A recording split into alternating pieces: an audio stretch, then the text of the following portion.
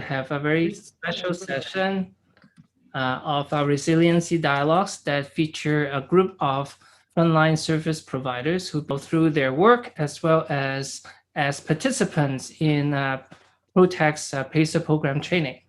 So before we start to introduce our all-star cast for tonight, we would like to first pay respect to our land, and we would invite our Community Engagement Coordinator, Rain, to do that honor. Rain? Hello, everyone. With gratitude and respect, our team here at ProTech honors and acknowledges that we are gathered on a sacred land covered by Treaty 13, signed with the Mississaugas of the Credit and the Williams Treaties, signed with the multiple Mississaugas and Chippewa bands.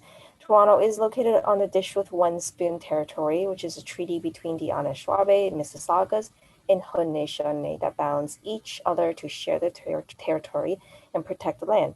Subsequent Indigenous nations and newcomers were also invited into this treaty in the spirit of peace, friendship, and respect to share and care for the resources on this land. We are aware of the ongoing impact of colonialism, racism, and other forms of discrimination and social injustices that disproportionately impacts Indigenous people, as well as racialized communities here on Turtle Island, also known as North America. We stand in solidarity to continue our fight against anti-Indigenous, anti-Black, anti-Asian, Islamophobia, and any other forms of racism and social oppressions locally and globally.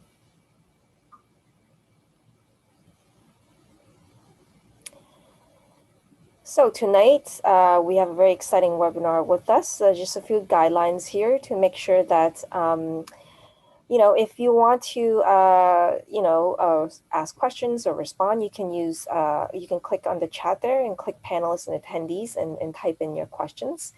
You may also use the question answer Q&A function to type in your questions. If you want to join in and ask questions and talk, you can raise your hand, let us know, and we'll turn on your mic for you. If you are being shown, please make sure you address appropriately. And you don't need to take any screenshots of the conversation here. Our recordings will be shown later on YouTube, on our YouTube channel. Make sure you're courteous and respectful of all of our participants. Thank you very much. Great. So again, we are very excited. We have a very special group of people who've been with ProTech in different capacities throughout the last year. Besides and beyond their daily duties on the front line, serving our communities in different ways. So before we introduce them, maybe I'll first welcome our co-principal investigators for Project ProTech, who are also here tonight. Dr. Josephine Wong and Dr. Kenneth Fong, would you like to first introduce yourself, and then you can role model and ask our other graduates to introduce themselves after. Hello, my name is Josephine Wong, and I am a professor in the School of Nursing at Ryerson University. And I have been working with a team of amazing researchers and collaborators on the ProTech project. And it's really great to be here tonight meeting with our graduates again. So I'll now pass to my colleague, Kenneth. Hi, everyone, and good evening. My name is Kenneth Fung, and I am a psychiatrist in Toronto, Canada. And I've been privileged to work with an amazing team as co-PI on this project ProTech that we are able to come together and contribute a little bit to the community in this time of pandemic.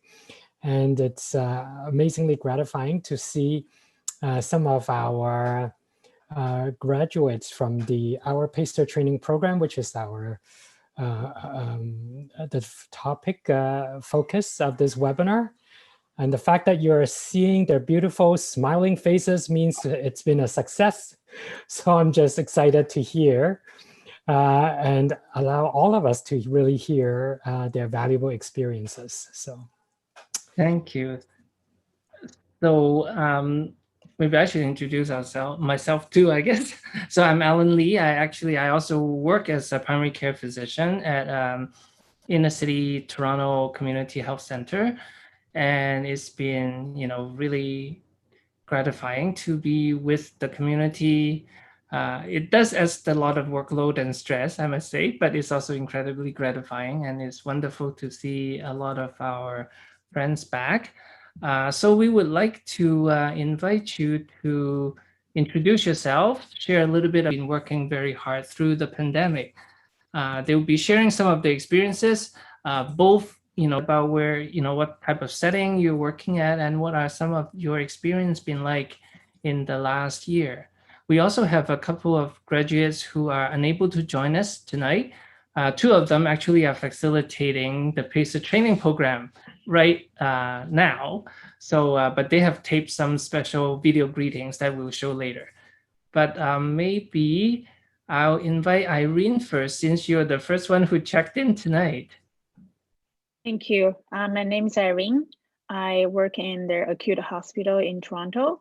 And during the pandemic, actually, I'm in the transition of my career path. And I was a nurse at a bedside, providing director nursing care.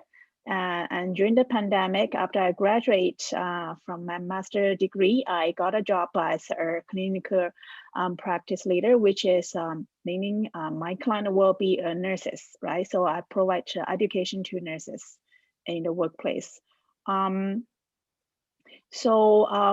Because I benefit from this Protector project, and also learned a lot from this project, enable me to be more resilient in my personal life and also professional life. And I try to also to promote this program and trying to bring this sense of resilience into my workplace.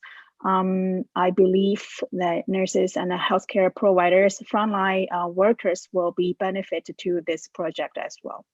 Mm-hmm. What were some of the stressors you face as nurses working during the pandemic? I think that's like, under-recognized and undervalued so often. Can you share a little bit more about, what are, I know we have a few nurses. I would invite all of you to share as well, but since Irene, you're already speaking, maybe you can tell us a bit more. And how does that impact you as a person going through career transition, as you said? Yeah. So I'm glad I have an opportunity to share because through my observation from nursing and other health providers, I think everyone now is only on the survival mode. That's why I overheard, which means we only can provide basic nursing care to the people who need it. And for other works may be lacking right now or lag behind. However, we do feel pressures also for the quality improvement to sustain high quality of nursing care and all healthcare actually, and to provide a reliable care to the patients. Nurses facing tremendous pressure, not only because they want to ensure patient safety and providing quality of care, and also for their own safeties. And when we have outbreak, one side, nurses struggle with the personal protective equipment. Second is the rules and IPAC guidelines constantly change. So nurses have to keep up themselves updated. So those communications, difficult for communications and efficiency is what I face. However, I feel very lucky to have opportunity to observe this phenomenon and during the pandemic where I transitioned. So I'd be able to observe and also provide some support and resources to other health providers and also patients. But the stress is often I will overheard from nurses. So I think resilience is something that can behind enable us still survive and still providing the care to the patients. Mm-hmm. And also the feeling of inadequate and inadequate in preparations of the pandemic, and we are on the reactions only. We're not really to lots of we're not really in the mode of development and the preventions. We only react what we face to. However, I think to accept this reality is what I learned from this project, and improving my resilience, improving my internal resilience, and also to transmit these motions to others is important in my work. Thank you, Irene. So I know there's a few other nurses who are in this group. Maybe Andy, you can share next. Sure, thank you. So my name is Andy Mock. I work as a registered nurse in a primary care HIV setting. My work is mostly with LGBTQ plus folks, members of racialized communities, and also immigrants. So a lot of our folks have been experiencing a lot of different types of challenges during the pandemic, as they are often in very precarious situations that have been lack of funding and resources from the government. Specifically over the past year, I think what the most common challenges we've seen is the lack of social welfare or assistance available to them, especially to members or individuals who are in shelters or in places where they aren't able to adhere to the distance policy as set by the government.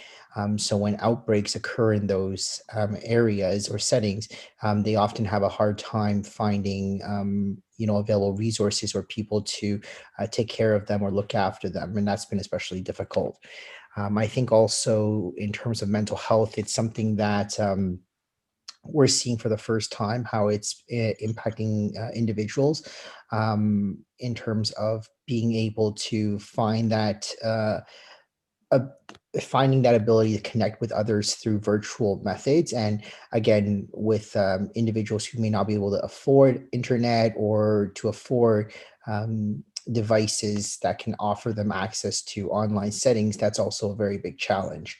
So I think what's been helpful, at least through working with ProTech and PACER, is that in cases where we can try and offer the support to various community members, it gives them different tools and skills and techniques to not only help them build resilience, as Irene has mentioned, but to also promote their cognitive flexibility and also their ability to look at situations in from different perspectives, which hopefully will help them reduce their stress level and their ability to cope with different challenges that they may experience on a day-to-day basis. And personally, I think for nurses and other healthcare and service providers, I think one of the challenges that we've been noticing during this pandemic is the lack of support from different government agencies, and even more so, I think the lack of available resources to look after our own mental health and our own challenges and struggles from providing services. So that's an area where ProTech and PACER has been very invaluable in terms of offering an avenue for healthcare providers and service providers who needs those ability to connect with others and be able to share their feelings and emotions in a very safe place. Thank you. Who would you like to invite to share next? I would love to invite Chriselle to share. And I guess by extension, before I pass it over, as the PACER coordinator, I just like everyone to visit our Project ProTech website where you can find our upcoming cohorts. We typically plan 2 to 3 cohorts per month, sometimes more, and we offer the training in English, Cantonese, and Mandarin. So if you're interested in joining, just visit us on Project ProTech website. Thank you, Andy. Thank you. Thank you, Andy. Hi, everybody. Good evening. My name is Chriselle Valencia. I am a registered nurse and I work at a community health center.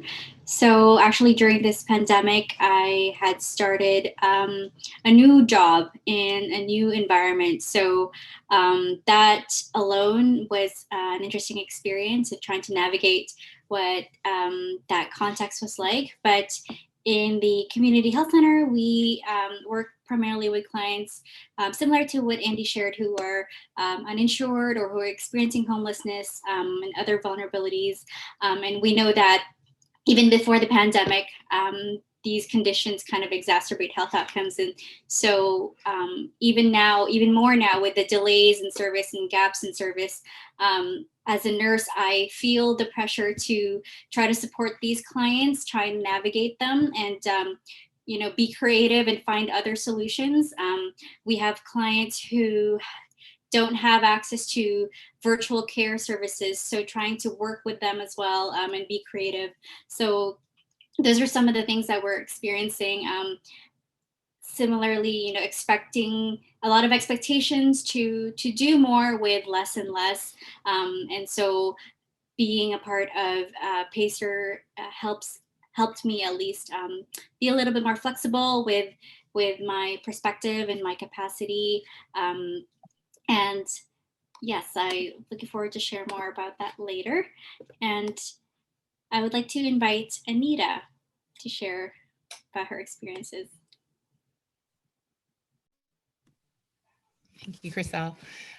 So I am a nurse as well, and actually during this first wave of the pandemic, I worked in an acute care hospital in the East.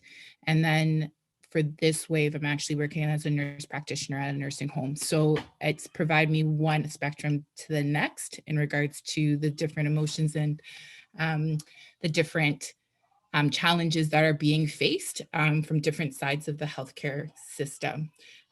So with PACER, I joined in as a member one during the first wave. And as a nurse, I find that just like how everyone has thus mentioned, so far, I feel that with the restrictions caused by the pandemic, a lot of responsibility more so has fallen into the laps of the nurses. And with that, I think it comes a lot of stress, sometimes guilt, and this idea or pressure to be heroes. And even though we each are in our own ways, there does come a burden that comes with that title. So with the PACER program, being able to work with the community that have similar thoughts and ideas or similar experiences, and being able to create a community to do so was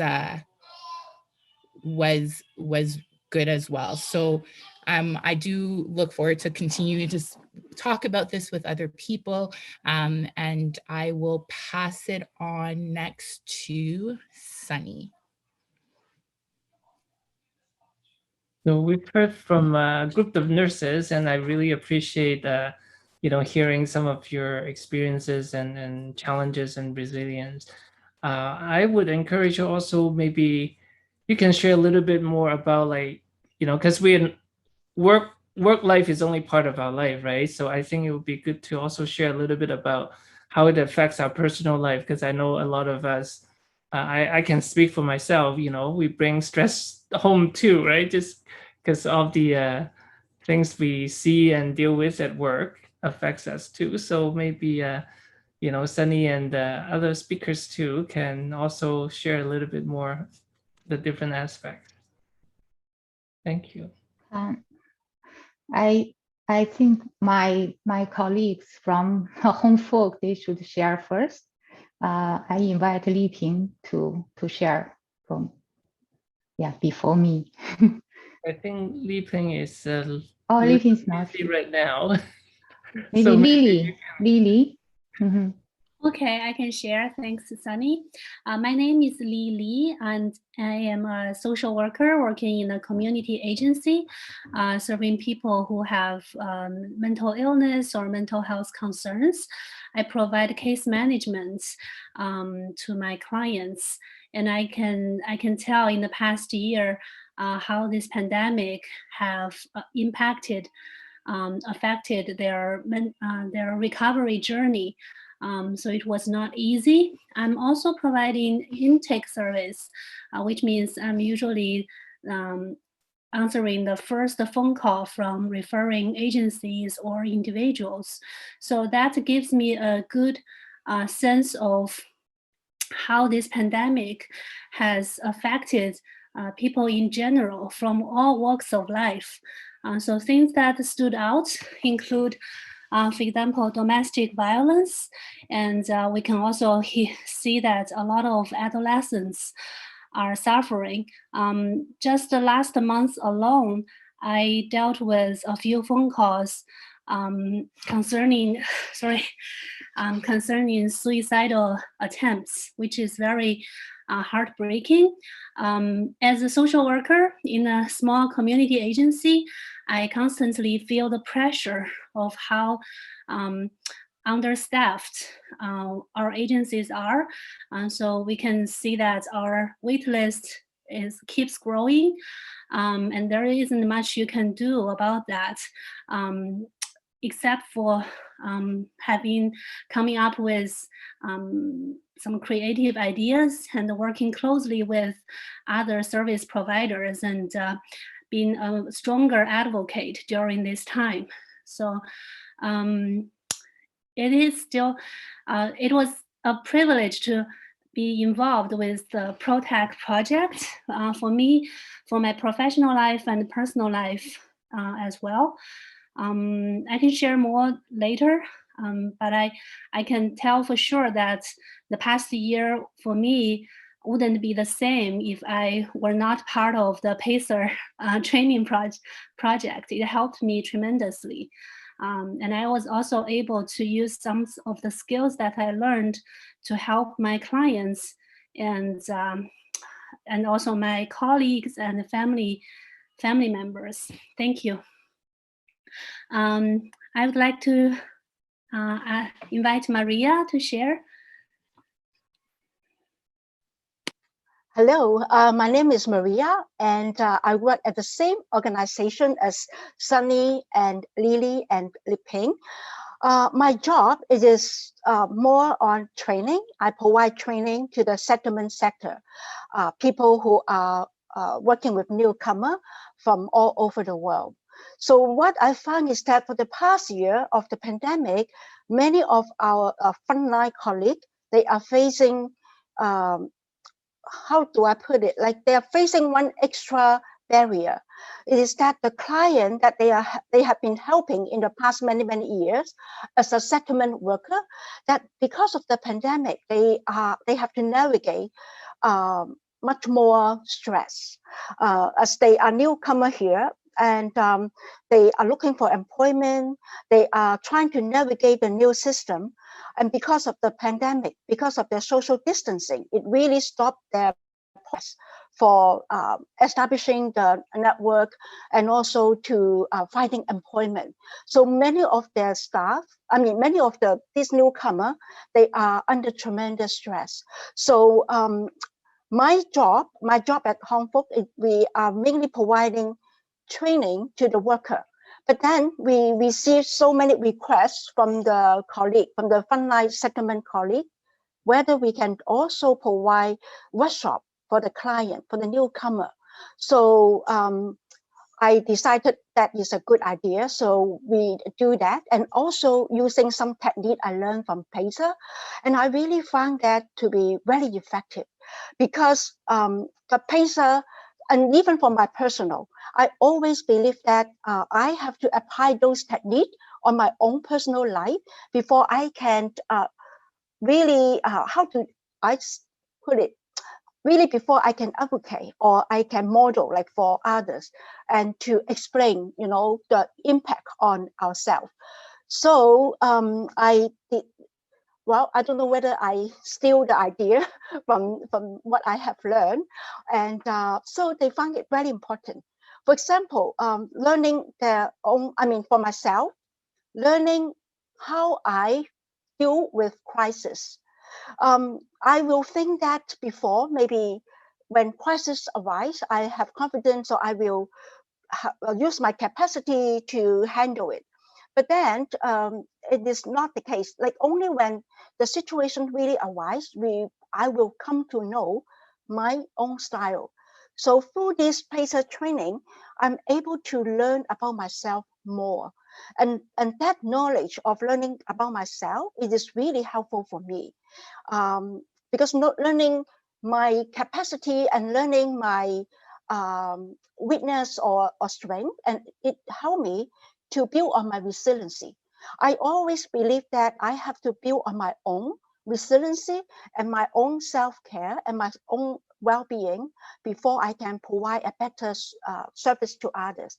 So through this PACER has really helped me to learn more about my coping style, and also my blind spot, which is important.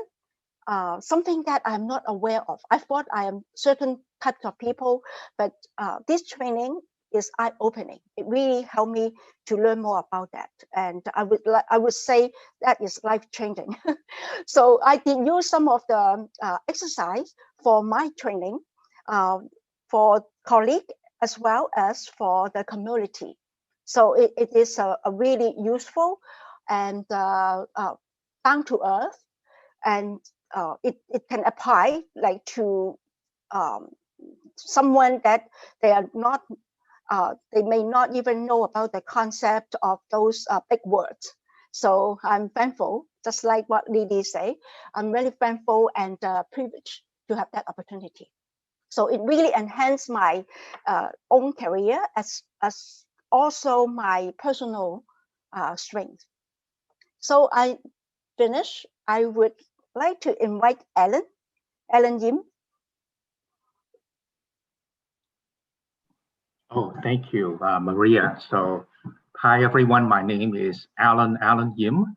I work as a newcomer mental health worker at a community agency. We provide, like settlement services, to newcomers.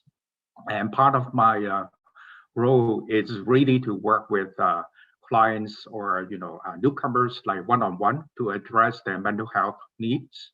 And also, so sometimes like we also need to reach out to the community to conduct some presentation, kind of like to arouse their awareness of like mental wellness. So those are some of the, like the activities that we've been doing so far. I think in terms of last year, yeah, we've been seeing a lot of changes going on.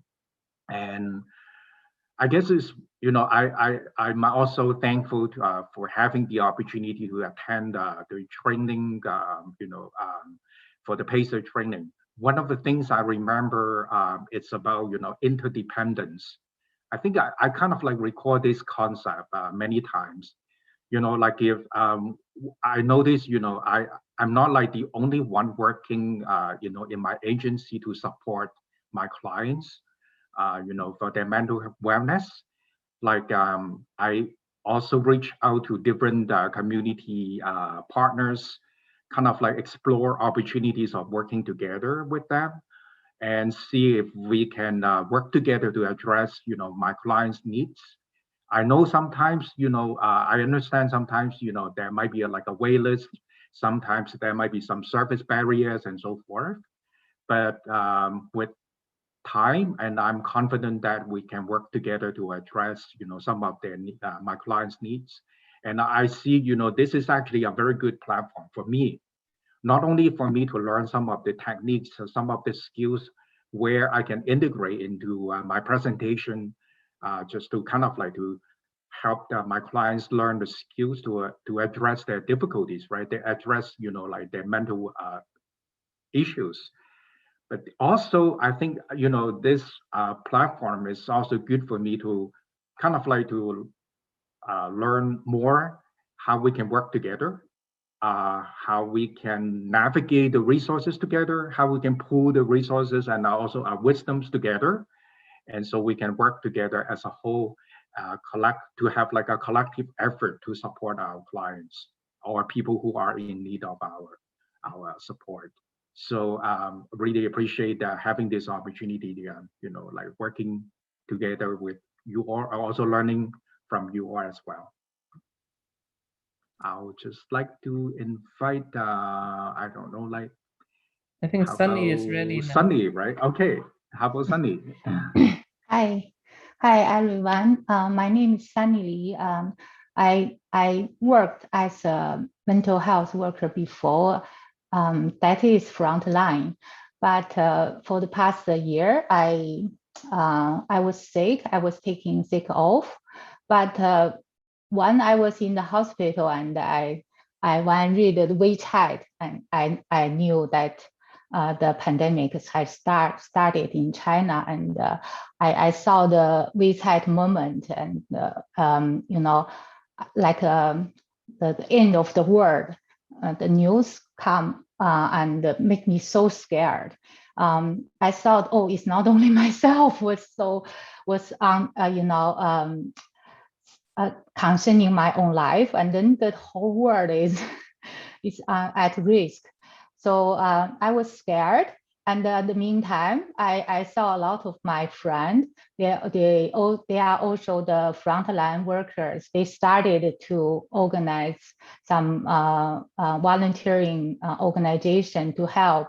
And also we have a WeChat group in Mandarin with my colleagues, and I see our colleagues. They are kind of anxious about what is going on, and I'm feeling the frontline workers panic and anxiety for them. So I heard everybody already shared. Nurses and my colleagues, I think you guys are superhero. I admire what you have done for the past year, and I also kind of thinking myself, oh my God, I am someone need help, and then I can do nothing for this pandemic. At that moment, I feel I was kind of feel worthless, because I cannot make any contribution to the society. And I see Lily and Li Ping, they were so active to help other people. So that was my experience. My personal experience is like that, and also my family and my community. So we cannot go anywhere, and I already, kind of cannot go anywhere, and then even anywhere. So so most of my time I spend online and at home. So that makes me feel much anxious, and that was my experience. And I just feel I myself need help, and also I don't know how to help my community.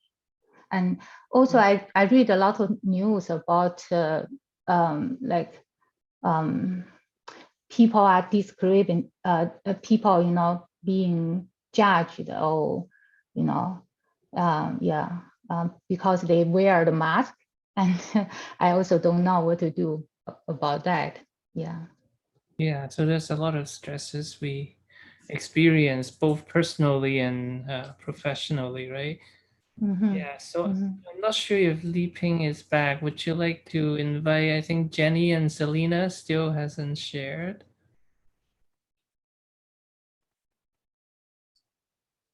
Sure, I guess I can share. Okay. Great. Maybe because Li Ping is not on, but so hello. She has to attend to something in the house. Yeah. Pardon? She has to attend to something in her house right now. So. Okay. Yeah. So good evening. My name is Jenny Liu. I am a co-investigator on Project ProTech and also on the PACER component of the project as well. I am a postdoctoral fellow at the Daphne Cockwell School of Nursing at Ryerson University and also at the Toronto Western Hospital and Crumble Research Institute.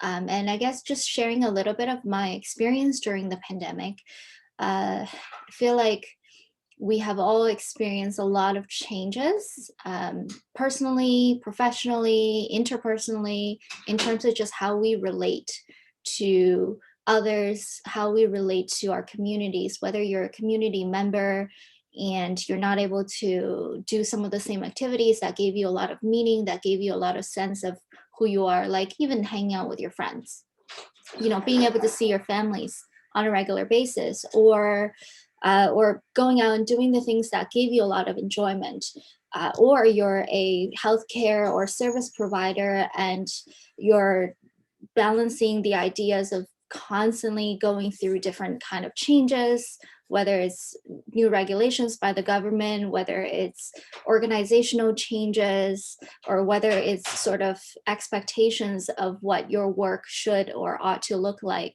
I think a lot of these things create some sort of conflict within ourselves, and that can create layers and layers of challenges for both how we relate to ourselves, how we see and understand ourselves, how we respond to our needs, as well as just how we see ourselves positioned in a larger community. So I think those are some of the really large challenges that I've personally experienced, both as someone in the community as well as a service provider of some extent as well. Thank you, Jenny. So I guess last but not least, we have Selena here. Hi everyone, I'm Selena. I was a few minutes late, but my understanding is that we're sharing what our role is, what our experiences during the pandemic has been, and how PACER has helped us. We are trying to do that in two parts. So the first part, we are mostly wanting you to share your experiences as a frontline service provider during the pandemic. And then we'll go back to the whole group again for another round to talk about more specifically how PACER's experience have supported you in that process. So I guess people are getting a little bit anxious because I know a lot of our graduates already referring. So people are kind of, for people who don't know what PACER is, they are like getting really, really curious. But once we finish with this first round, we're gonna go and have more information about that. So maybe you can just share a little bit about your experiences as a person and as a service provider during this pandemic, and what are some of the needs and challenges and stressors that affected you. Yeah, that sounds great. So I'm Selena. I'm a psychiatry resident, part of the University of Toronto. I have I guess I work in different settings. Part of it is outpatient clinic, and the other part, depending on what time of the year it is, I could be in various rotations, working with different populations. For example, right now I'm working with a geriatric population. And I guess professionally, when the pandemic first started, I appreciate that there was this pretty fast switch from in-person visits to virtual.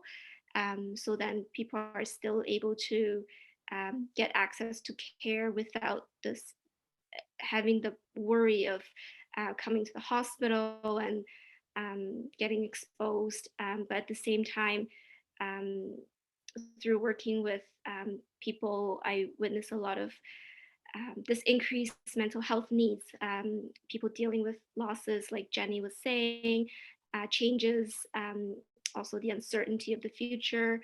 And especially what I'm witnessing in the elderly population right now is there's also this isolation.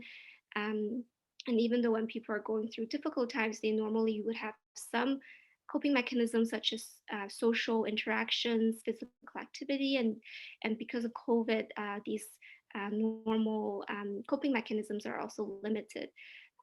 And then a lot of you have also mentioned the strain in terms of the lack of resources. I think there are some resources that have come out of COVID that was great, but then there are also some resources that are winding down and maybe not as effective when it's done virtually. And I think personally, definitely it's been very stressful, especially at the beginning when we have no idea what this virus would be like, how deadly it is, how contagious it is. So just at the beginning, it's definitely been very fearful going into work, and then worries about like transmitting it to family members. Um, and then also not being able to see my family member as much during this time can also be a bit difficult.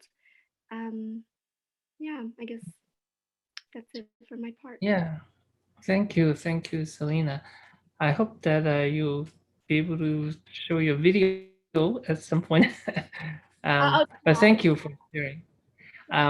Yeah, so before we go to our gurus or trainers for PACER, we do have a couple other graduates who are not able to make our session, but wanted to share a little bit of their experience. So maybe Rain, you can show the video from Andrew, Valerie, and Nicholas, their first. Hi, my name is Andrew. Prior to COVID, I worked as a frontline worker in the HIV sector. When the pandemic hit, I was just finishing my social work degree and was in a career transition. My original plan was to travel and then come back to look for a new job. However, the pandemic totally destroyed my plan. Thinking that the pandemic might just last for a few months, I decided to do some volunteer work and some remote work for the time being, rather than committing to a full-time job. Unfortunately, as you know, the pandemic has gone on for more than a year. Like many people, I felt trapped and feel that my life was in limbo.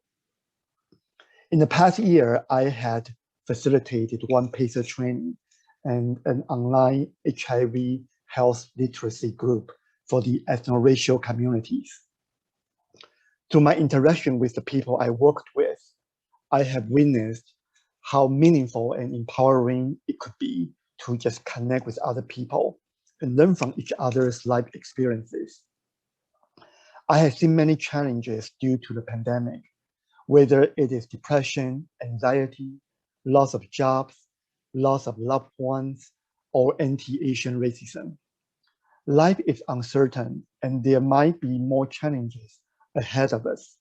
However, we are all in this together and we can find creative ways to care for ourselves and support each other.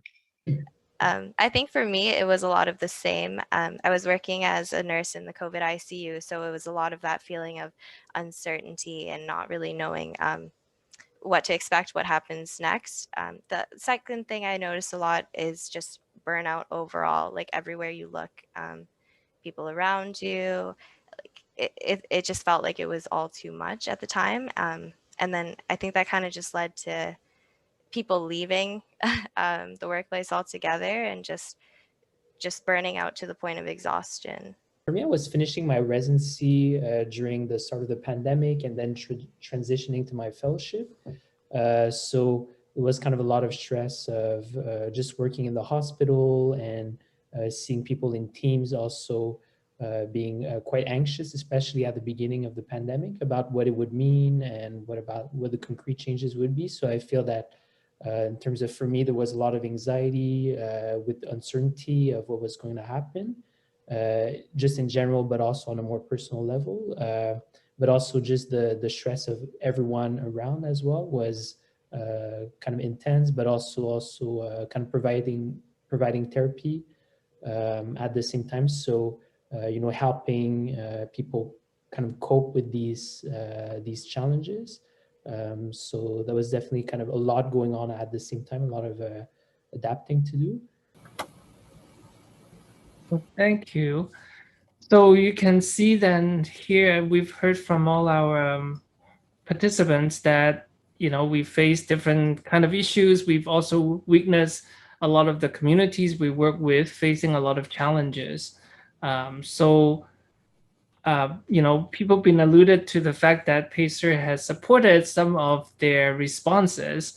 And for those of you who still don't know what PACER is about, who haven't read it up on our website, maybe now we can ask our PACER gurus, Dr. Josephine Wong and Dr. Kenneth Fung, to give a very, very brief synopsis or highlight of like what it's about and why did we set up this program? Who wants to go first? 1 minute each. So Kenneth, go ahead.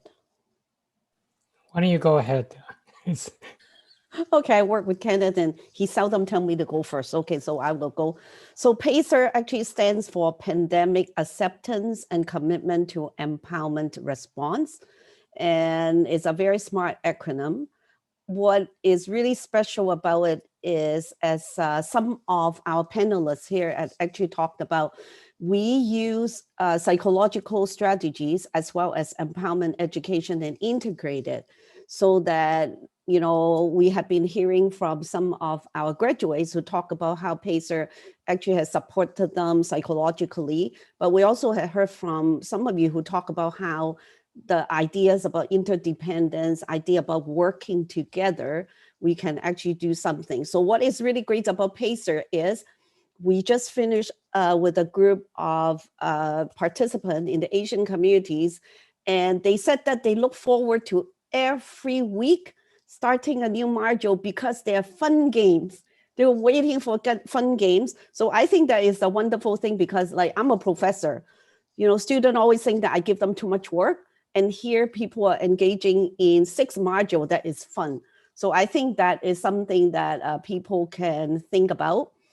And I also think that what I heard tonight is actually about the vicarious trauma that all of us actually experience as service providers, and PACER actually would address that. And I'll pass the time to Kenneth, and I'll try to monitor his 1 minute. I was going to say, I wanted to go second because I want to exceed my 1 minute mark so that Josephine wouldn't be paying attention. So I think that this PACER program, I think we have to thank, of course, the funders, CIHR, who's funded the ProTech, and also UHA and Mount Sinai funds to fund the PACER HCP. So I think what we are hearing and seeing really is what the healthcare and service providers, frontline, middle line, backline, we all feel in various capacities, which is stress and vulnerability. I think that in the midst of a pandemic, I think we can only, we can appreciate the kind of both the physical challenge as well as the mental health challenge. And we all hear about burnout. Now, the thing is, we also hear from our participants that that one of the hardest thing is this kind of shift from being a helper role to being helped. And you hear some of that that's shared. And we hear that every single, like, session number 1, because people in the healthcare professions, they tell themselves that, oh, people call us heroes. I guess heroes should not, like, feel bad. And, you know, we are looked as the healthcare providers. I guess we ought to know better because, like, we studied, we went to school. And so this puts ourselves in a difficult position to seek help. So I think that we are thinking to ourselves, how do we help facilitate this shift from being always helping and giving to, yes, we also need help? How do we see that admitting to our vulnerability is actually a strength? And how do we move from a place of compassion fatigue to having self-compassion as well as kind of this unexhaustible pool of compassion, so we don't get compassion fatigued? So with this background in mind, so our aim is then to increase our internal and external resilience through increasing our mindfulness and psychological flexibility so that we're more flexible, but also promote this interdependence. We're all in this together to achieve this individual and collective empowerment. So what does it actually entail? It entails this online module that people log on every week. Now, what happens when people log on is several things. The design behind it is, number one, it offers a personal reflective space. It's kind of like a digital diary where people can put down some of the challenges and thoughts and reflect. I think that in itself, it's very powerful because it's private. It's not shared among everyone. So it's a personal reflective space. And then they are guided through interactive experience, the interacting with the modules, pulling objects from one end to the other. And it is in this kind of doing that we are having participants reflect on their experience and engaging in the exercise. And then there are also guided meditation, as well as an overall arc. So just like when you watch a TV series, right? You don't watch the ending first. So the chapter 1 to chapter 6, there's a nice arc that guides participants through reflecting of where they are to moving them towards action and where they want their life to be. And in doing so, several things as the major content. One is helping participants reflect on the stressors and conceptualize it in a new way by looking deeper and wider. We are challenging them also, as participants will notice, always changing up their old self, because we are always reinventing ourselves. Now, this is very important when we talk about flexibility, because we are abandoning just the same old. And this is especially important in pandemic, where there are lots and lots of changes. And then we are helping people make connections again, connections with the families and with their loved ones, but also with their values, both individually, what it means to them to be a healthcare provider, but also what it means to be a mom and a dad and a sister and a brother and a friend, and also collectively. And so with all these learning, we then also weekly meet as a virtual group. And there, the learning is not only from the facilitators, but from each other, and taking it to the next level. And I can go on and on about this next level as well, but I realize that I'm also getting time. That's like 5 minutes instead of 1, but that is a very, very good summary of some of the key conceptual highlights. So thank you, Kenneth and Josephine. So maybe we'll spend the next few minutes to reflect a little bit more specifically, now that you hear about like the mind behind the PACER training. How have participating in the training supported us in addressing those stressors that we've talked about in the earlier part? And especially, we invited this group back because most of you have done train the trainer and have committed yourself to become PACER facilitators. So my questions to you after we showed the video from our other participants would be, like, how does it help you in addressing some of the stressors you talked about, but also what motivates you to take on the role as PACER facilitators? So we'll give you a minute to reflect on those questions while we show the videos from Andrew, Valerie, and Nicholas first. The PACER training has broadened my perspective when it comes to looking at my own life events and observing my inner self as well as the world around me. Through the mental health practice that I have learned from PACER and the sharing from other participants, I feel I'm becoming more flexible in my thinking, which allows me to deal with my negative emotions more effectively. I have also learned to examine my personal values so that I can set my goals and commit to actions that align with my values. This has helped me remain calm and have a peace of mind during a difficult time. It also helps me to stay focused, and I'm able to ignore the noises that are telling me that I'm unproductive, lazy, or worthless. What motivates me to become a facilitator for PACER training is that I know this program is effective. The more we practice and reflect on those mental health principles, the more we are able to be flexible psychologically and be resilient in the face of obstacles. Being a facilitator aligns with my values, which are continuous learning, personal growth, and supporting my communities. for me, what I really enjoyed from the PACER training was really taking the time each week to reflect on where we're at right now, and also what are our values, what directions we want to take in our lives. So it's helped me, on a personal level, make some concrete kind of everyday changes, which has been quite helpful.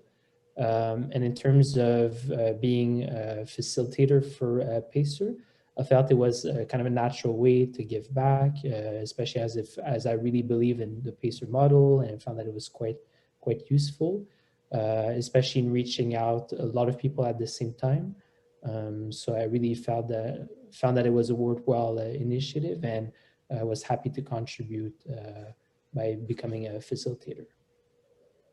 I definitely agree with that. I also went through the PACER training myself not too long ago, and I found it so helpful on a personal level, just to take that time aside every week, just to step away from the chaos of real life and take some time to really center in on what is happening and taking the time to process it.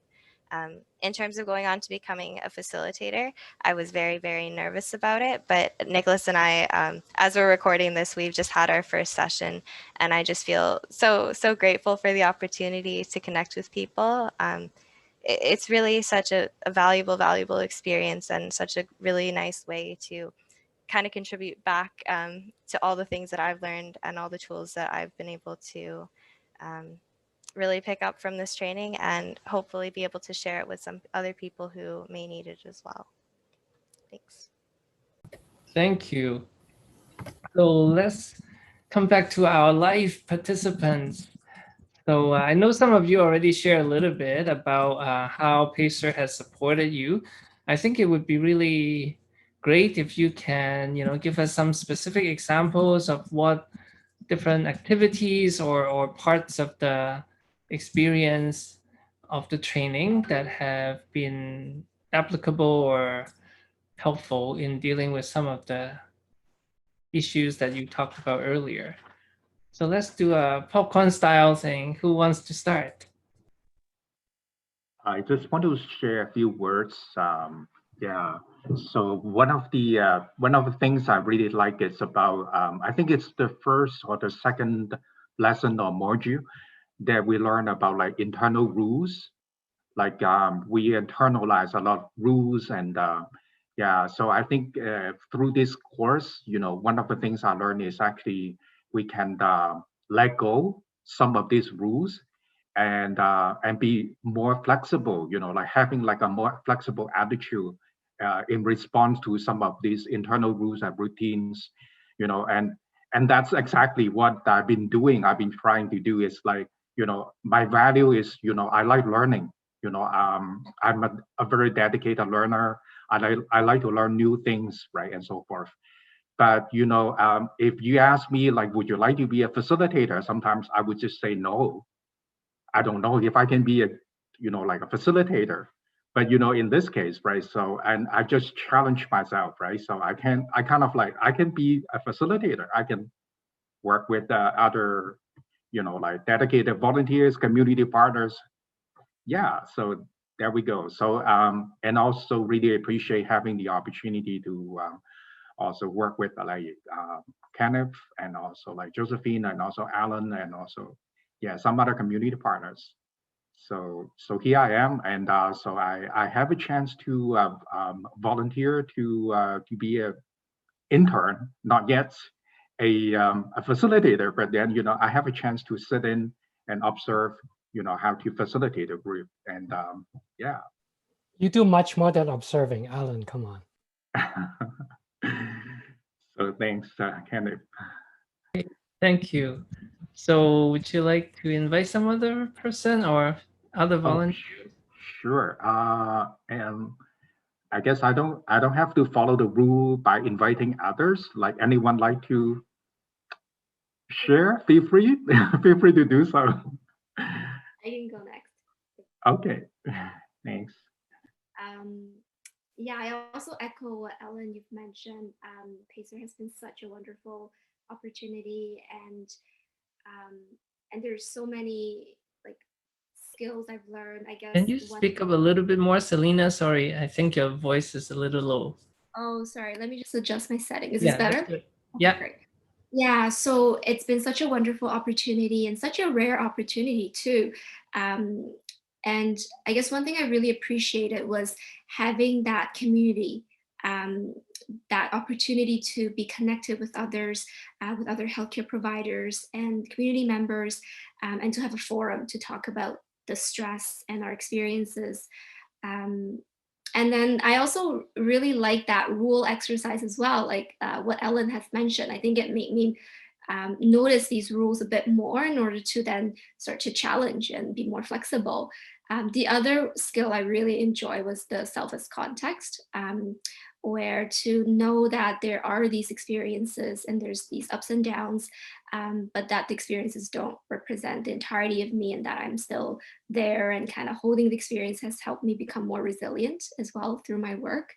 And I guess what motivated me the most was that I have an interest in therapy, and I know that in order to be more of an effective therapist, I would have to be more resilient myself, right? I can't really help others unless I'm well and living by example and seeking help when appropriately. So yeah, it's been a wonderful opportunity, and I would recommend it to everyone. It's really helped me become definitely more, yeah, resilient and flexible. Great, thank you. Anyone else? Thank you, Lily? Paulina. I echo what you have shared. In addition to the skills learned from this PACER program, I also really appreciate the community here. It's almost like the silver lining of this pandemic.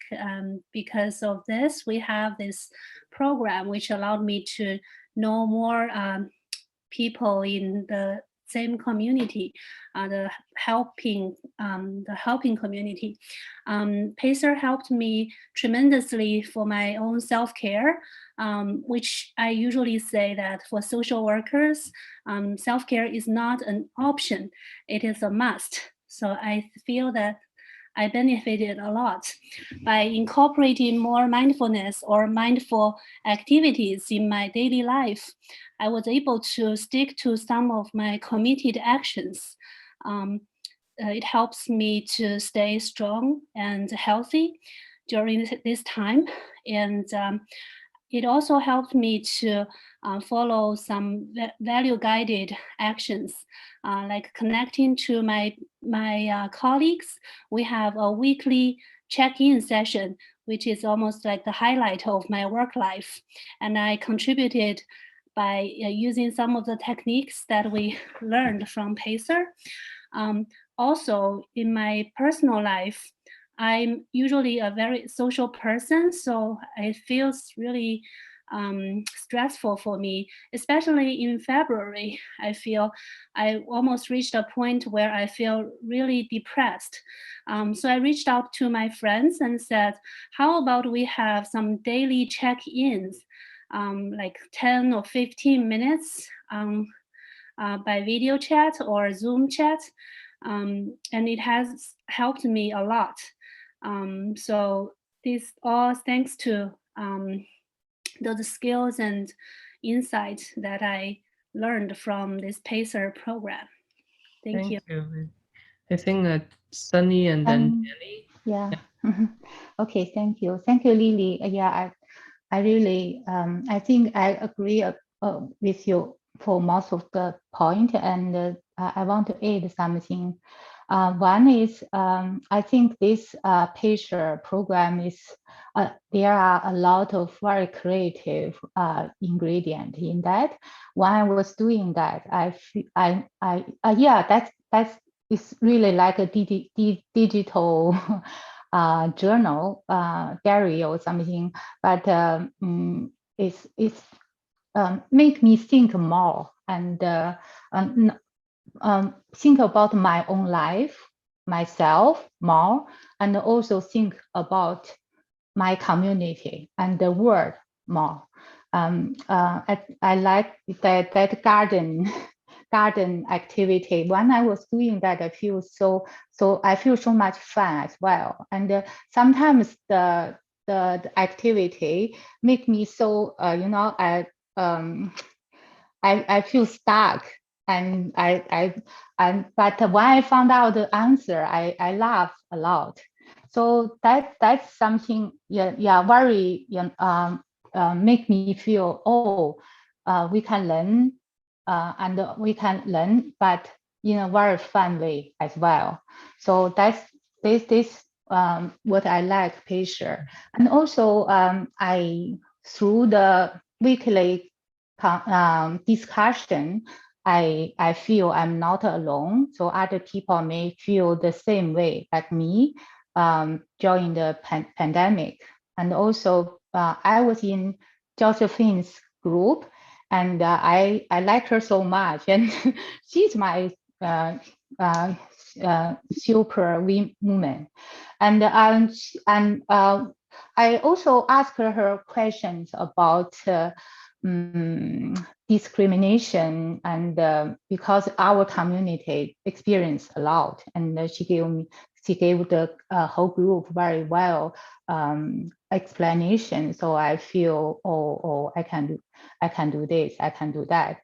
And also the last part about committed action.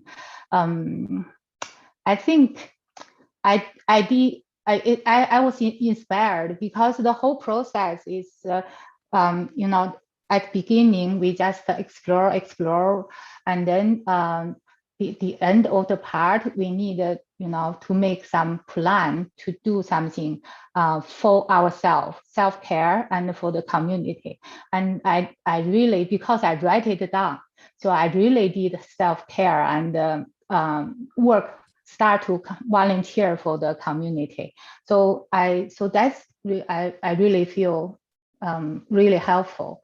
And the last part I want to say is, I do feel the pandemic, COVID-19 is this is a problem, belongs to our world. But also I realized from PACER program that the solution also belongs to our world. So we can all work together, and so whatever disease, tragic event we can all overcome. And because everybody, one person maybe, but the whole world is, Thank you, Sandy. So so we are a little bit over time, so we will try to move through our speakers. I think Jenny is next, and then Anita, and then Chriselle. Thank you.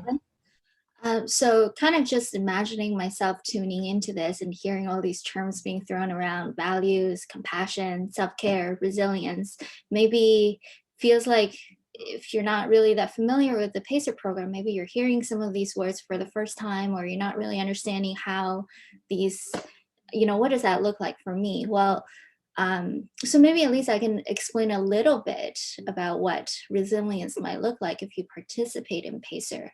I think earlier I talked about how we have different roles. We are there differently and connect differently to others, whether we're just trying to be there for our family, for our friends, in our professional lives, in our professional roles. And sometimes that could feel like trying to get from Toronto to Montreal on an empty gas tank. And at times you can feel like, am I just not am I not strong enough to go through this? Am I not strong enough to get through and get to the other side? And it's not the case at all. Sometimes you're just running on an empty gas tank, and that's what it looks like when we don't have resources to support ourselves.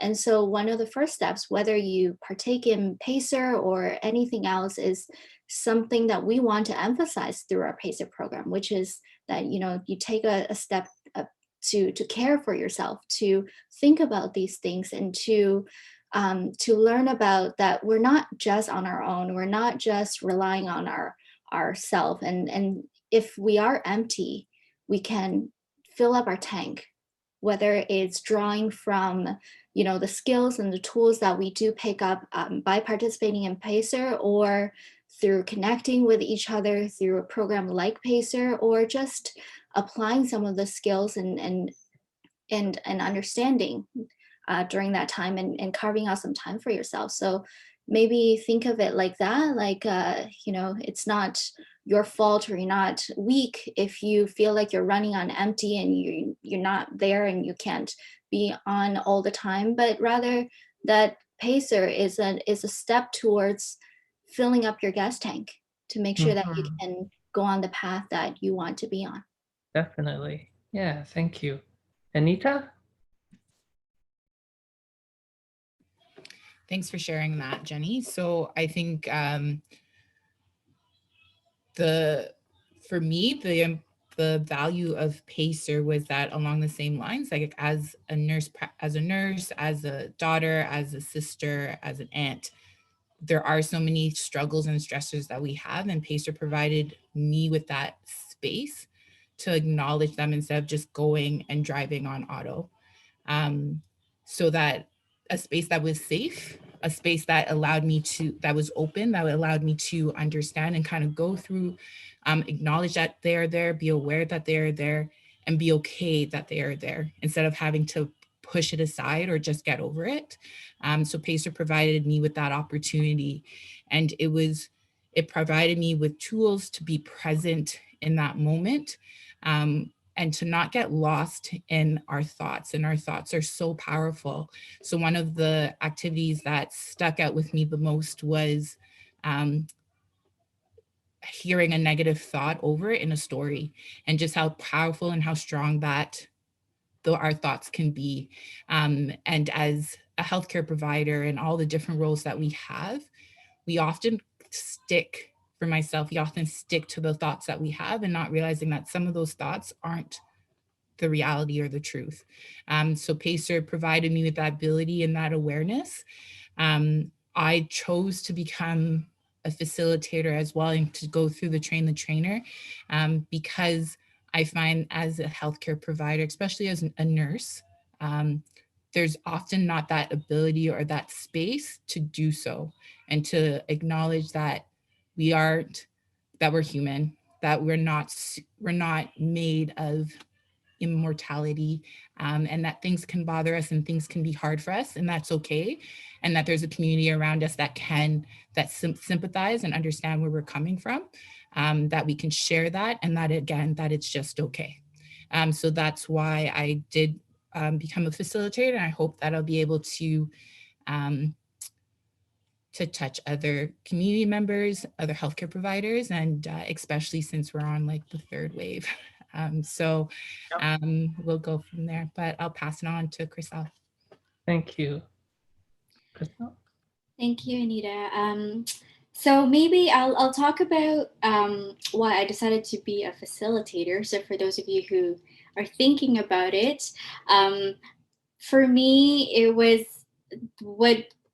was very interesting in my group of healthcare providers. We would all come to the group and talk about how stressed we were. And of course, you know, it was a very safe space that we could unload and talk about that to each other. But all it took was, you know, one or two participants who shared, you know, about some sweetness that happened in their life. And it would kind of turn the group around, and it would feel a bit more brighter, and it would feel a little bit more lighter. And I thought that was a really profound way to kind of impact somebody's day. And, you know, of course, the exercises and the modules were really great, but it was in the weekly sessions themselves that really kind of bring the lesson to life. And so as a facilitator, you're preparing and you're going through the training, but I found that as I was coming into the weekly sessions, the discussions were so rich and empowering that we would sometimes go beyond the allotted time, because there was just so much to share, so much support that we're being given with each other. And it wasn't just the challenges being shared, it was also, you know, the gratitude and a lot of, you know, great silver linings that happened, you know, in that day. And it was almost like this gift that, you know, they were giving to each other. And so for me as a facilitator, it was very touching to be a witness to that. And it was really enlightening to see how participants got different I guess, lessons or different themes from each of the exercises. So even though the exercises were designed to be, you know, a certain part of the model, some participants would learn a completely different, I guess, lesson from it. And that would kind of be new to me as well. So I would also learn from the participants. So it was also just this interconnectedness as a participant and a facilitator all at once. And it's such a unique environment. So I think that's how I really enjoyed being a part of the PACER program. Great. Thank you, Chriselle. So we're almost at the end. So I realized that Maria and has not shared yet. So maybe, and Irene. So maybe we'll start with Maria and end with Irene, who started the sharing. You have to unmute yourself first. You have to unmute yourself first. Maria. Okay, right. Thank you. I have I have facilitated two different rounds of PACER class, for one for our colleague and one for family members. And I really enjoy it so much. And I learned from each of these facilitating experience. I learned so much is that I find that like I get much closer to these people.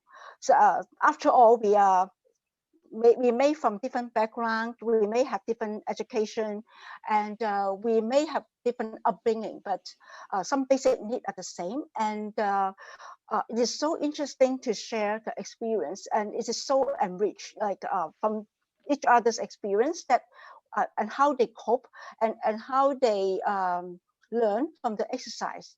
I find that I can learn also through that process. So I talk about how much I have learned, and I have benefit from the PACER training, and also even from facilitating the two group. And I have learned a lot from the participant because through their own coping skill, and I learned that every one of us have our resilience within us, that we just need maybe the support sometime, the forum like this to ensure that we're not alone. So I really enjoy being a facilitator as well. Thank you, Maria. And last but not the least, we have Irene again. Okay. I'm going to share some learnings that I'm enjoying and also help me and enable me to help others. So the garden games, I really like it. I think everyone still remember, if I'm not wrong, in the garden games where we have to pick up the garden belongs to us, and also to give up some of the flowers that we own it, which I often use when I have to, when I face into difficult situations, I have to make a choice. And in this, reflect on this games I had played, and I examine my own values and make choices, and that I also observe myself during this game as a self as a context, right? So I'm in this game and I'm in this mood and this decision-making process, but that's only the process, that's not me. So I also use this method to help my colleagues when they're facing difficult situations. And because we do have a lot of young nurses, they just coming in and they just graduate or transition from other places to our units, which we provide extensive training. And they often very hesitate to facing the new challenges and to be more independent. I help them to, when they're very hesitate, I help them to examine their own values and also to see which flowers they do own. After we examine each of the items, and they realize actually they own a lot of flowers in their life and in their professional practice. I really appreciate this game. I'm thinking about changing the way that I can participate, maybe thinking about to be a trainer, and I need help from others. Great, thank you, Irene. Thank you. So as you can have heard from a lot of our participants and graduates, PACER is a very rich, dynamic, interactive, reflective, and safe space for us to look after ourselves and support each other in many different ways. So you might have kind of felt that there's a lot of inside languages because, what are the garden, what are the negative word, what are these things that, but that's for you to find out exactly as you have heard from our experiences. So we are way over our usual time, but I think we had a wonderful opportunity to really come back together and hear from our participants. So that's really great, really great. And we wanted to end the session with some really exciting new energy and announcement. You have met Andy earlier, who have been our PACER program coordinator. And because we are rolling out the program in a broader, more number of sessions to the bigger community in the next year, we've actually engaged our new PACER program coordinator, and we would like to introduce you to her and welcome her to our family. So welcome, Lydia. Would you like to take a minute to introduce yourself to our group? Everyone, my name is Lydia. So first of all, I want to say that thank you so much for having me here. It's a wonderful session. I really like the story people shared. It's very touching stories, and I love the different aspect of people shared. I love how Lily was saying that resilience is something we use to treat the patient better. I love Dr. Kenneth Fang was saying about the problem of compassion fatigue. I also love how Jenny was describing about that the PACER training program is a big gas tank to be filled for people. I love all the things you guys said, and I think it's a wonderful, wonderful session. I really loved it. So a bit introduction about myself. I'm a professional home economist with a background with business management and home and nutrition and families. So it will be my pleasure to join the team and become the new PACER coordinator. I look forward to working with you all and to learning with you all along the way and start this journey. Thank you and welcome, Lydia. And we would like to thank everyone for joining us for the last hour and almost a half. And we wish you a wonderful long weekend, a healing, restful weekend and we'll stay in touch and come back together soon. Thank you and good night.